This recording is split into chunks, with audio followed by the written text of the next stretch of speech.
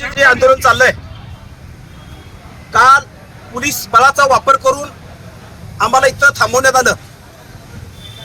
पण पोलीस बळाचा वापर केला तर आम्ही न्याय हक्कासाठी आम्ही काय मागतोय, आम्हाला स्वच्छ पाणी द्या. न्याय हक्कासाठी आम्ही लढालोय. पण पोलीस बळाचा वापर करून आमचं आंदोलन मोडण्याचा प्रयत्न केला. कदापि आम्ही गप बसणार नाही.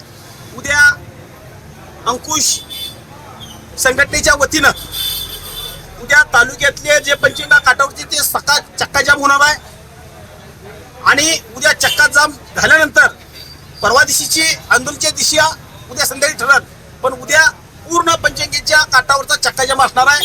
त्यामुळे शिरोळ तालुक्यातील सर्व शेतकरी असतील, सर्व नागरिक असतील, त्यांनी दक्षता घेऊन आपण कुठलाही दंगा न करता आपण चक्काजाम करूया. आणि ह्या जे गेंडेच्या कात्रीचे जे शासन आहे त्यांना वठणीवर आणूया आणि आपली पंचगंगा नदी आपण स्वच्छ करूया. या माध्यमातून मी आवाहन करतो आणि नागरिकांनी हे आवाहन स्वीकारावं.